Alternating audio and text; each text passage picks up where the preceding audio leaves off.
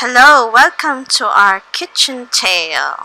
Ngayon, magluluto tayo ng ginisang monggo sa hipon.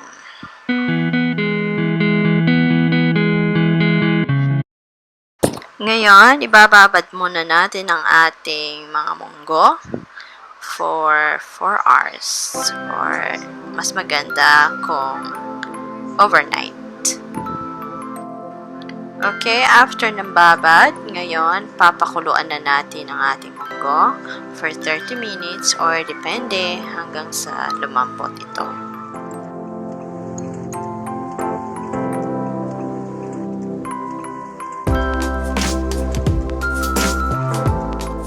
Siyempre, kailangan halu-haluin natin para ma-check natin kung lumalambot na ba ito.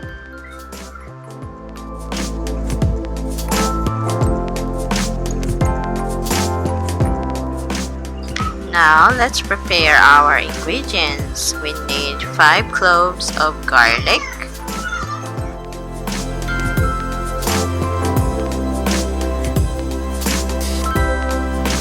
1 medium onion,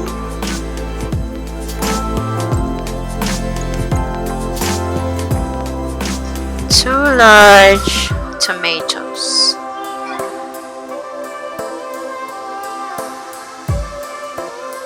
and 1/4 kilo of shrimp.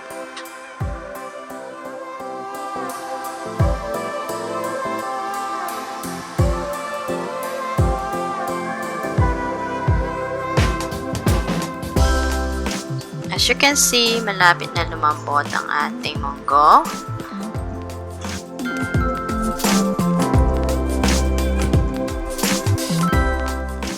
At atin siyang imamash hanggang sa madurog ito. Actually, sa pagluluto ng monggo sa mga Kapampangan, sineseparate nila yung balat ng monggo sa laman. Pero dahil fiber ito, isasali ko na lang siya or wag na nating siya i-separate.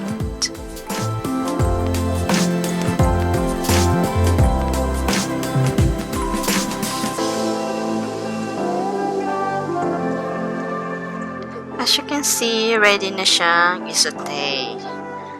Now, let's start sauteing.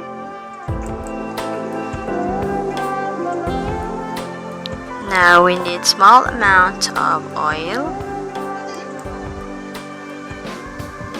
Now, let's saute the garlic cut into pieces. And then, halu-haluin hanggang lumabas yung aroma niya.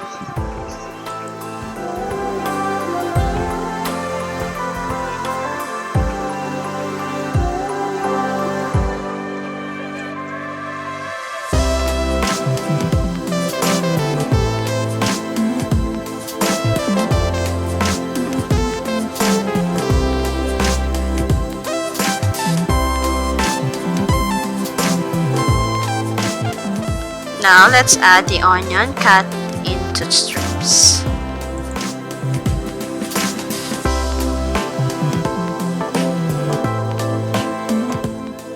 Then, halu-haluin hanggang maging translucent yung onion.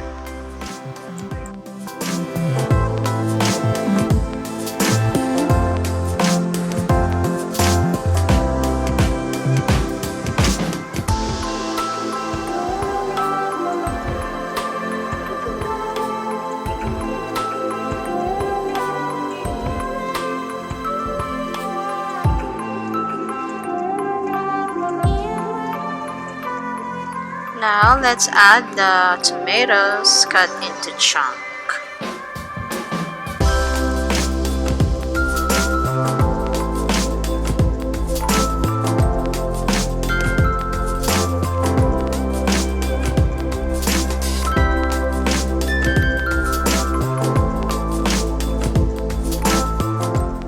Then, takpan muna natin siya for about a minute or 2 para lumambot yung tomatoes. Ngayon, malambot na yung ating tomatoes. Pwede na natin siyang durugin para lumabas yung lasa niya.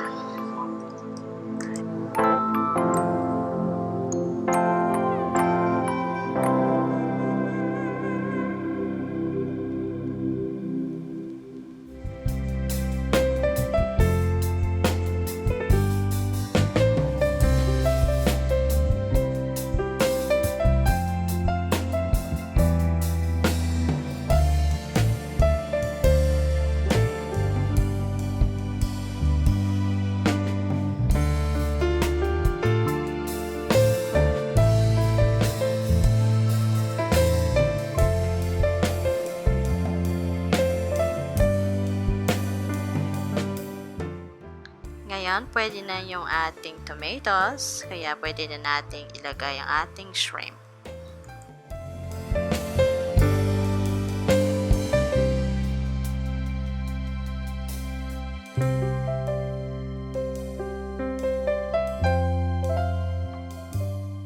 Then, let's stir it para maglasa yung ating shrimp.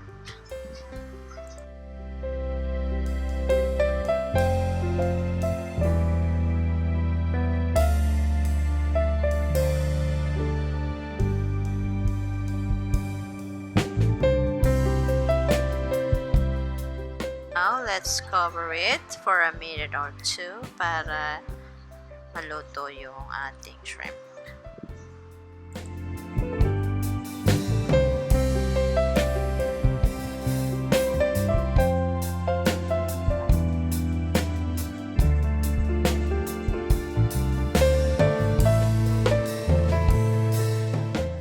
Now, let's add 3 spoonfuls of patis.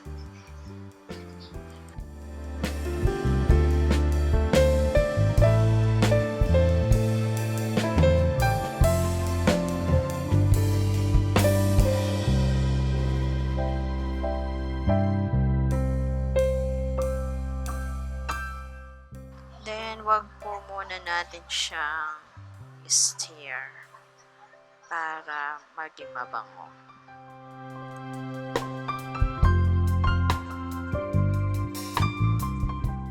Then, let's add a small amount of ground pepper or a teaspoon of ground pepper.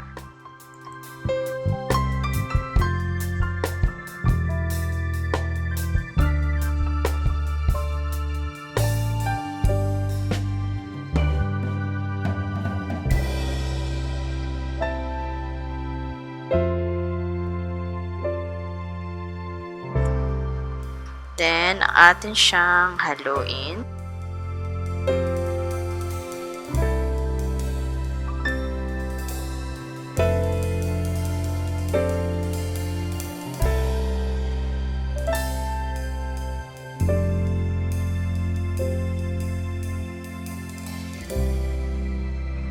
Ngayon, medyo luto na yung ating hipon.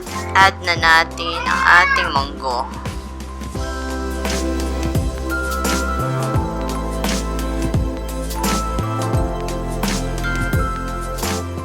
At atin siyang haluin.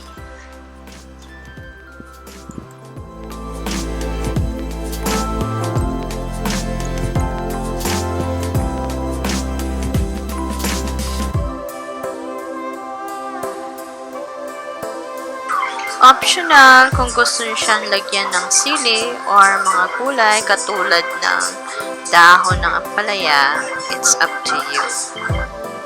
Siyempre, huwag kakalimutan maglagay ng asin. 1 teaspoon of salt. Then mix.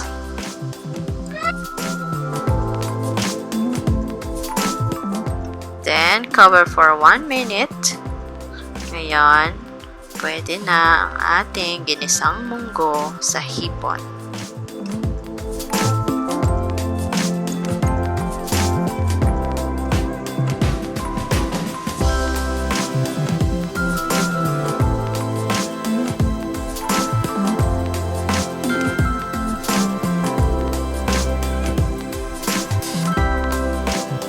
Okay, eto na yung ating finished product. Thank you for watching. God bless!